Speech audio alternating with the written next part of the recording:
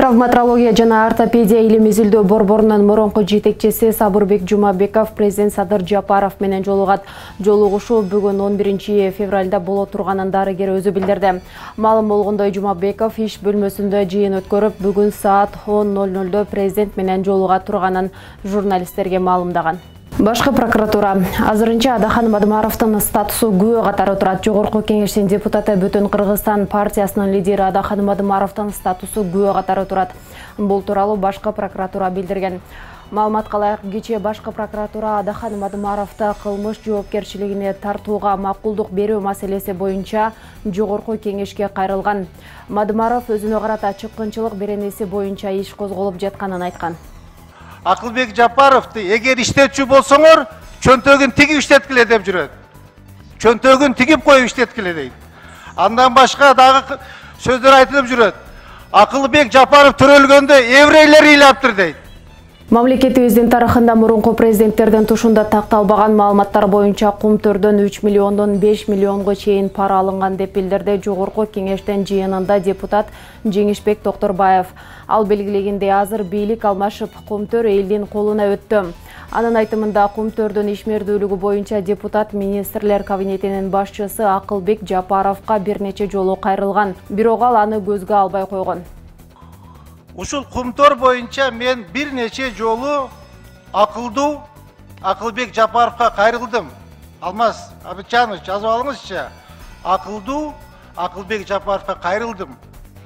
Телефон чалдым, СМС жаздым. Менин консультантым чалды приемныйына, кабыл алып коюңуз деп. Мен Кумтөр боюнча маалымат алып, элге билдирейин дегем. Канча алтын өндүрүлдү? Kança altın satıldı, kança altınımız var, kança altın Nasyonalniy banka koyuldu. Ушул тууралуу мен маалыматты элге таратайын дегем. Бирок тилекке каршы жооп болгон жок. Жооп болгон жок. Менде шектенүү пайда болду. Мен ал кишиден коркуп калдым. Эмне үчүн бул жооп бербейт? Значит, бир проблема бар деп ойлодум. Бир элден бекиткен, депутаттардан бекиткен жашыруун маалымат бар экен деп ойлодум. Менде күмөн пайда болду. Биз Кыргыздын алтынын, Кыргызстандын алтынын бөлтүрүк менен карышкырга кайтарып аттырбыз деп ойлодум. Депутат ушундан кийин күмөн санап жатканын кошумчалады. Балким элден жана депутаттардан жашыра турган нерсе бар. Кыргызстандыктар алтынды коргойт деп карышкыр менен бөлтүрүккө тапшырган. Эл арасында сөз жүрүп жатат.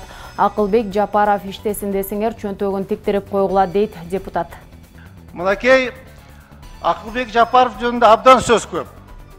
Мындай элде айтылып жүрөт. Акылбек Жапаровду эгер иштетчү болсоңор, чөнтөгүн тигип иштеткиле деп жүрөт. Чөнтөгүн тигип коюп иштеткиле дейт. Андан башка дагы сөздөр айтылып жүрөт. Акылбек Жапаров төрөлгөндө еврейлер ыйлаптыр дейт.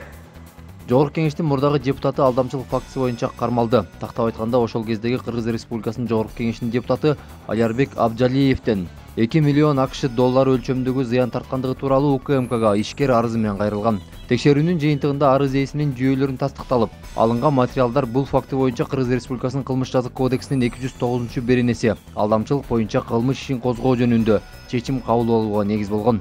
Иш боюнча чогултулган материалдардын негизинде Алярбек Абджалиев аталган кылмышка шектүү катары кармалып, ага ылайык 2022 жылдын 10 февралында Бишкек шаардык 1-май райондук соту тарабынан тергөө мөөнөтү бүткөнгө чейин камакка алуу түрүндө чечим чыкты.